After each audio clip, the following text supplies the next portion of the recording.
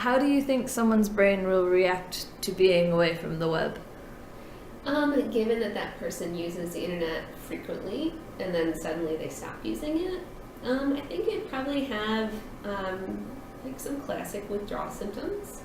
Just like with anything else, if you're using something frequently or engaging in something frequently, it's difficult with that transition. Do you think the internet can be addictive like a drug? Yes, I think it can be. I think there's a lot of things that can be addictive like a drug, but I think internet in specifically has shown a lot of reasons why it can be like a drug. Unfortunately, a process addiction, which is kind of what a lot of clinical people will refer to it as, process addiction really isn't in our DSM-5 yet, and that's really kind of how we diagnose things. But internet addiction follows a lot of the same things that other addictions have.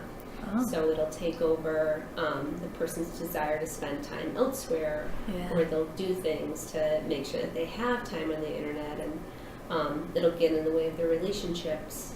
So there's a lot of the same symptoms. It's just not something that's thoroughly recognized right now. What are your concerns over how the web impacts the brains of people? Well, I think access to the internet, or really any kind of technology screen time, if you will, the way that your brain responds to it, it's very similar to like the pleasure center when you're doing like drugs or you're doing other things of an addictive nature. It's immediate, it's gratifying. You can pull out your phone and be online immediately. Also, people are able to kind of escape their existing world by going online.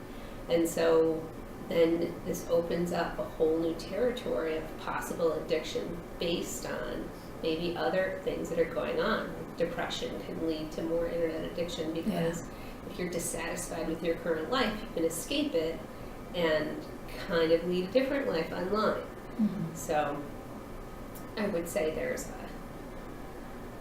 quite a few similarities between the addictions. Do you have any tips for people who are trying to limit their internet use? Well, I would think just like limiting anything else in life, you would have to just be careful about it. So like if you were going to go on a diet of any kind, whether it's food or internet, you would have to kind of choose what you're doing wisely and set a limit. So if you're going to be online, have a realistic limit of how long you're going to be online every day. Have screen time. And then when you are online, kind of choose options that are worth being online for, right? So maybe not playing games all day, but if you need the internet to access information for school, or if that's how you communicate with some of your family, then use it for those purposes, but not for kind of junk purposes. What are your personal opinions on how the internet is viewed and used today? My personal opinions? I like the fact that we use it so frequently. I think it's transformed really how we do business, how we educate, and how we live, like our day-to-day lives. I grew up in a time where there wasn't internet, so when I was in college, it was new, and it was new to have computers everywhere and have chat rooms, and to go from a time where our learning was strictly on books to a time now where our learning is, some schools are strictly online, where they don't have physical books anymore. That's pretty great. And even my job, I have a laptop, but everything I have is online, so I can go home and open up a different computer and have access to everything that I need to continue to do my job. So I think it's made things easier. I think it's lent itself to globalization. We're able to kind of understand what's happening in other places. You're able to see different things. You're able to connect to different cultures. It's helped with social justice. It's helped with so many other things. So my personal opinion is I love it, and I'm really happy that we have it. And I think with anything that we have in life, there's downsides. And I think some people can really focus maybe too much on the downsides of internet when there's so many positives that we've gained. Do you describe any effects that the internet has on like McHenry specifically, or like our school? I don't have anything McHenry specific. I would say school in general.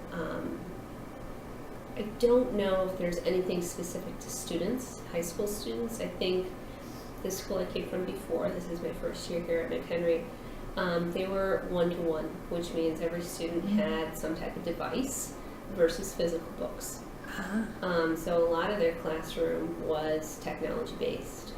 They would participate with their iPad, so everyone had an iPad.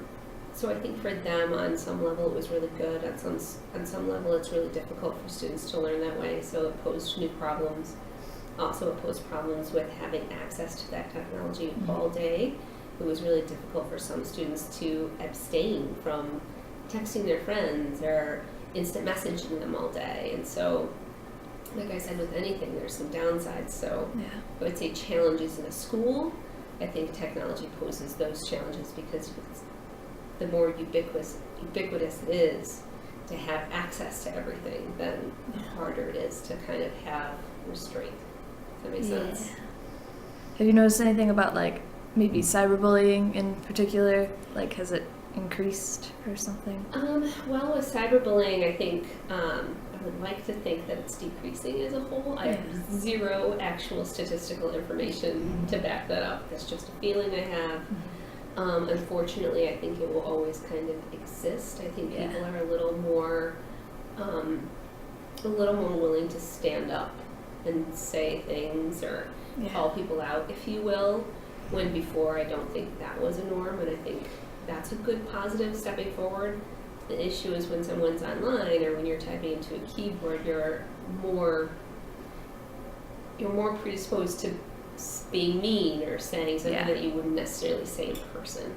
And I think that will always be there. Any ideas for how the future of the internet use should be? How it should be? I don't know. I think it will continue to lend itself to more globalization, especially in work. I think people will stop having places to go to work, and they will work from wherever they are. And I think that would be great. But I don't know how it should be, per se, you know?